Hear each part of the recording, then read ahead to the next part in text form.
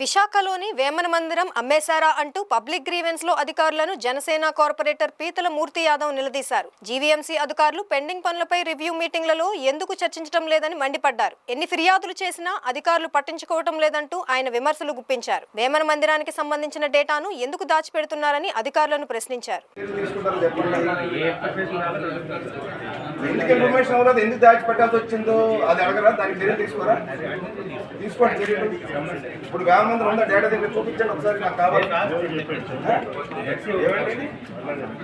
ఏమని నేను చెప్పానండి, జెడ్సీ మొత్తం అవినీతి పరుడు, జెడ్సీ ఏమించి మొత్తం దాచిపెడుతున్నాడు, డీసీఆర్ విషయం దాచిపెడతారు. మీకు నెంబర్ ఆఫ్ ఫ్రెండ్స్ దగ్గర వచ్చి కంప్లైంట్ చేశాను. విషయం దాచిపెట్టడానికి ఏంటి ప్రాబ్లం అడుగుతున్నాను నేను. ఒకటి కాదండి, చాలా ప్రాపర్టీస్ డేటా దాచిపెట్టారండి.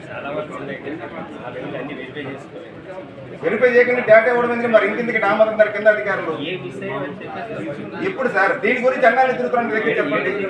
మీ దగ్గరికి ఎన్నిసార్లు వచ్చేస్తారు దీని గురించి? దాచిపెట్టడం అసలు ఉన్న ఇదేంటండి అంతరాలు ఏమున్నాయి నాకెలా తెలుస్తాయండి? మీ ఆస్తులు మీకు తెలియకండి. రివ్యూ మీటింగ్ పెడతారు ప్రతి నెల కలెక్షన్కి. దేనికి పెడతారు రివ్యూ మీటింగ్లు? ఈ రెండు కాదండి, చాలా ఉన్నాయి చెప్తున్నాను నేను.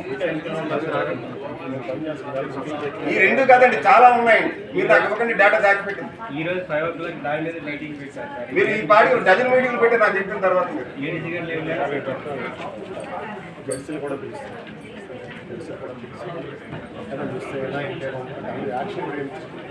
ఏం యాక్షన్ తీసుకుంటారండి?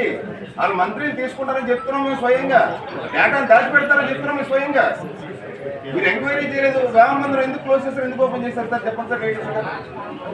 వేమ మందిరం క్లోజ్ చేశారు, ఎందుకు ఓపెన్ చేశారు?